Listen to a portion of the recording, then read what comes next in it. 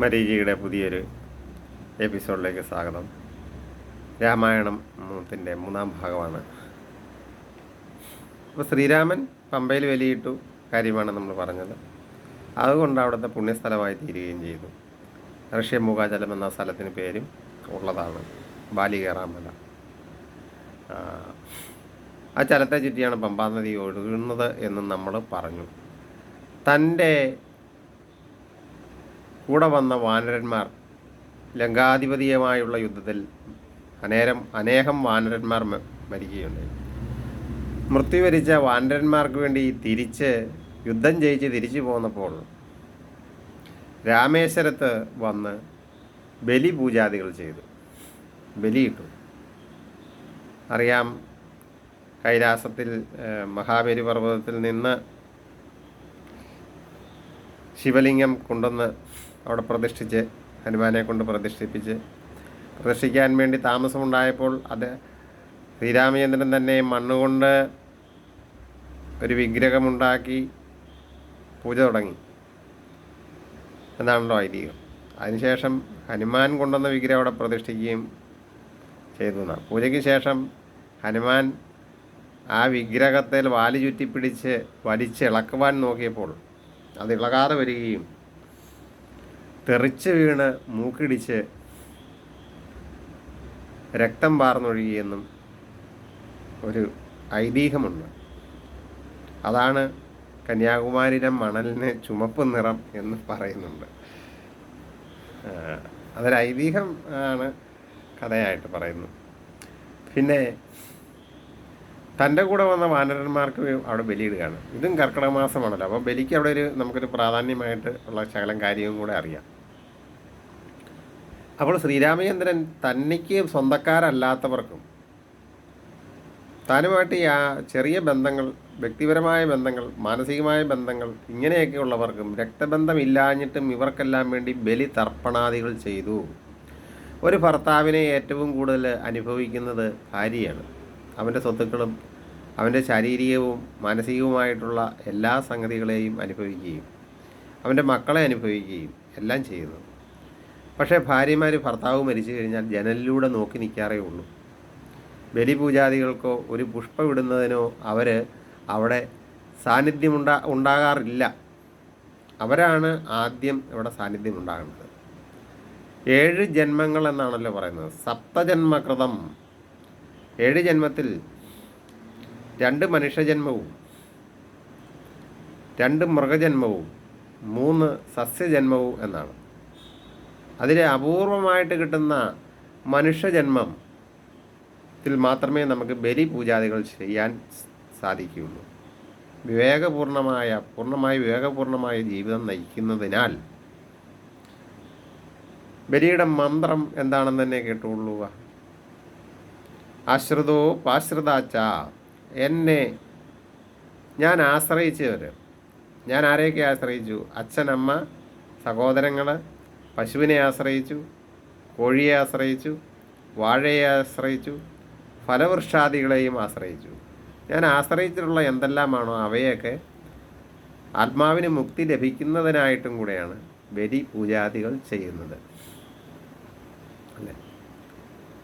ഇനി എന്നെ ആശ്രയിച്ചത് പട്ടി, പൂച്ച, ഇങ്ങനെയൊക്കെയുള്ള ചില സംഗതികൾ നമ്മളെ ആശ്രയിച്ചും ജീവിച്ചിട്ടുണ്ട്. കോഴിയൊക്കെ നമ്മൾ അങ്ങോട്ട് ആശ്രയിച്ചിട്ടുണ്ടെങ്കിൽ അവർ ഇങ്ങോട്ടും ആശ്രയിച്ചിട്ടുണ്ട്, നാൽക്കാലികളൊക്കെ. അല്ലേ? ആശ്രിതോ പാശ്രിതാച്ച. അങ്ങോട്ടും ഇങ്ങോട്ടും ആശ്രയിച്ചിട്ടുള്ളവർ, നമ്മളെ ആശ്രയിച്ച് കഴിഞ്ഞവരെയും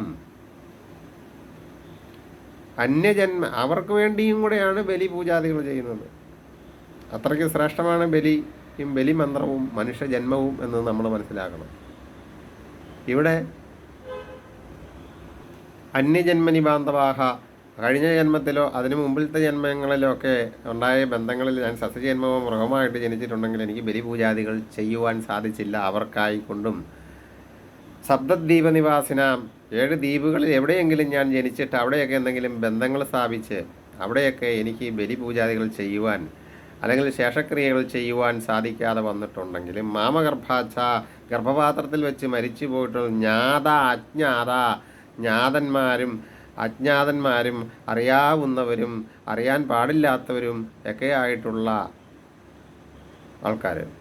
ഇടത്തെ കയ്യിൽ 5 ദർഭ അമ്മയുടെ കുലത്തിലുള്ളവരെയും വലത്തെ കയ്യിൽ 7 ദർഭ അച്ഛൻ്റെ കുലത്തിലുള്ളവരെയും സങ്കല്പിച്ചുകൊണ്ടാണ് പ്രധാനമായിട്ട് ബലി പൂജാദികൾ ചെയ്യുന്നത്.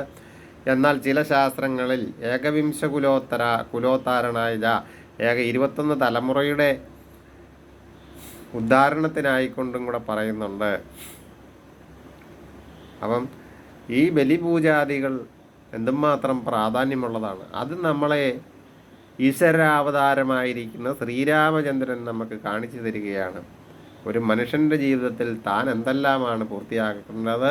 അച്ഛൻ്റെയും അമ്മയുടെയും വാക്കുകൾ അനുസരിക്കുക, ഗുരുജനങ്ങളെയും മാതാപിതാക്കളെയും ശുശ്രൂഷിക്കുകയും ബഹുമാനിക്കുകയും ചെയ്യുക, അവർക്ക് പാദസേവ ചെയ്യുക. ദേവ അവതാരമാണെങ്കിലും രാജാവിന് തുല്യമാണല്ലോ. ഒരു രാജ്യത്തിൻ്റെ നേതൃസ്ഥാനം വഹിക്കുവാനുള്ള ആളാണ് അദ്ദേഹം. ആണിതെല്ലാം നമ്മളെ കാണിച്ചു തരുന്നത്. പിതൃക്കൾക്ക് ബലിയിട്ടു അല്ലേ? അപ്പോൾ പിതൃകർമ്മത്തിന് അത്രമേൽ ശ്രേഷ്ഠത ഉള്ളതാണ്. കുടുംബത്തിലെ എല്ലാവരും, ഒരാളല്ല, ചേട്ടനിട്ടാൽ അനിയൻ ഇടണ്ടാന്നല്ല, അവരവർ ചെയ്യുന്നത് അവരവർക്ക് വേണ്ടിയാണ്. ഈ ജന്മത്തിൽ മാത്രമേ ഈ ഗർഭപാത്രത്തിൽ വന്ന് ഈ അനിയനും ചേട്ടനൊക്കെ ആയിട്ട് ജനിച്ചിട്ടുള്ളൂ. കഴിഞ്ഞ ജന്മത്തിൽ മറ്റ് പലയിടത്തും മറ്റ് പലരുമായിട്ടാണ് നമ്മൾ ജനിച്ചിരിക്കുന്നത്. അപ്പോൾ ആ ജന്മത്തിലെ കർമ്മബന്ധങ്ങൾക്കനുസൃതമായിട്ടാണ് ഈ ജന്മം. അതിനാൽ കഴിഞ്ഞ ജന്മത്തിലെ ആ ബന്ധങ്ങൾ വിച്ഛേദിക്കാൻ നമ്മൾ ബലി പൂജാദികൾ ചെയ്തേ മതിയാകുള്ളൂ. ഓരോ മക്കളും 8 മക്കളുണ്ടെങ്കിൽ 8 പേരും വ്യത്യസ്തമായ ജന്മങ്ങളാണ് അല്ലേ? അതുകൊണ്ട് അതിനെക്കുറിച്ച് തീർച്ചയായിട്ടും മനസ്സിലാക്കേണ്ടതാണ്. രാമായണം വായിക്കുന്നുണ്ട്, പക്ഷേ അതിൻ്റെ അർത്ഥം അറിഞ്ഞുകൂടാ എന്ന് പറഞ്ഞ പോലെ ശ്രീരാമ രാമ രാമ, ശ്രീരാമചന്ദ്ര ജയ, സീതാഭിരാമ ജയ, ശ്രീരാമഭദ്ര ജയ എന്ന് പറയുന്നത് പോലെ ശ്രീരാമ എന്ന് വിളിക്കാൻ ദശരഥന് മാത്രമേ അധികാരമുള്ളൂ. രാമചന്ദ്ര എന്ന് വിളിക്കാൻ ആർക്കാണ് അവകാശം? ഇളയമ്മയായിരിക്കുന്ന കൈകേയിക്ക് അവകാശം. കാരണം ഈ കുട്ടിക്ക് കരുതപ്പോൾ ചോറ് വാരി കൊടുക്കുമ്പോൾ കുട്ടി വാവിളിക്കാതെ വരുമ്പോൾ കുട്ടിയെ ചന്ദ്രനെ ചൂണ്ടിക്കാണിക്കും മുകളിലേക്ക്. അപ്പോൾ ഈ കുട്ടി മുകളിലേക്ക് നോക്കുമ്പോൾ വാവിളിയും. ആ ലാക്കിന് ചോറ് വാരി കൊടുക്കും പട്ടുപാവിൽ നിന്നുകൊണ്ട് കൊട്ടാരത്തിൻ്റെ. അങ്ങനെയാണ് ശ്രീ രാമചന്ദ്ര എന്ന് പറയുന്നത്.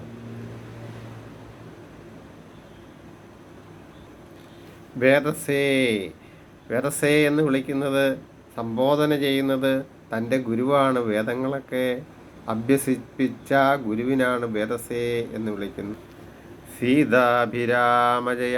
സീതാഭിരാമ എന്ന് വിളിക്കുന്നത് സീതയുടെ നാട്ടുകാരായിരിക്കുന്ന മിഥിലാപുരിയിലുള്ള ആൾക്കാരാണ് സീതാഭിരാമ എന്ന് വിളിക്കുന്നത്. അങ്ങനെ ഓരോ വാക്കുകളും അകത്തും അനേകമായിരിക്കുന്ന അർത്ഥങ്ങളും കാര്യങ്ങളും പിണഞ്ഞു കിടപ്പുണ്ട് എന്നുള്ളതാണ്. ലോകാഭിരാമ, ലോകത്തുള്ളവരും അയോധ്യാനിവാസികളും വിളിച്ചു പോന്നിരുന്നു. രാമഭദ്ര എന്ന് സ്വന്തം അമ്മയും വിളിച്ചു പോന്നിരുന്നു എന്നാണ്. അങ്ങനെ ഓരോ വാക്കിനകത്തും അങ്ങനെ അർത്ഥങ്ങൾ ഉണ്ട് എന്നുള്ളതാണ്. അപ്പം രാമായണം തീരുന്നത് തന്നെ അജ്ഞാനികൾക്കറിയാവാൻ വേണ്ടി. അതിനെ പദച്ഛേദം ചെയ്യുമ്പോൾ അജ്ഞാനികൾക്കറിയുവാൻ വേണ്ടി എന്ന് പറയും. അജ്ഞാനികളായിരിക്കുന്ന അറിവില്ലാത്തവരാണല്ലോ ഇത് അറിയേണ്ടത്. ഇനി അവിടെ നിൽക്കട്ടെ, ആ ജ്ഞാനികൾക്കറിയുവാനായി, ആ ജ്ഞാനികൾക്കറിയുവാനായി. ജ്ഞാനമുള്ളവൻ ഇത് അറിയേണ്ട കാര്യമുണ്ടോ? ഇല്ല. എന്നാൽ കുറച്ച് ജ്ഞാനമുള്ളവരോട് പറഞ്ഞാലല്ലേ ഇത് മനസ്സിലാകത്തുള്ളൂ. അവിടെയും ചിന്താക്കുഴപ്പത്തിലാക്കിക്കൊണ്ടാണ് വാൽമീകി എഴുതി വച്ചിരിക്കുന്നത് അല്ലേ? ഒട്ടും അറിയാവുന്നവനോട് പറയുകയും വേണ്ട, അറിയാൻ മേലാത്തവനോട് പറഞ്ഞിട്ടും കാര്യമില്ല എന്ന് പറയുന്ന വാക്യവും അവിടെ പ്രകടമാകും. അതാണ് ആ ജ്ഞാനികൾക്കറിയുവാനായി. അജ്ഞാനിയും വന്നു, ആ ജ്ഞാനിയും അവിടെ തന്നെ വന്നു. ഈ കഥകൾ നിങ്ങൾക്ക് ഇഷ്ടമായെങ്കിൽ സബ്സ്ക്രൈബ് ചെയ്യാൻ മറക്കരുത്. മറ്റൊരു എപ്പിസോഡിൽ വീണ്ടും കാണാം.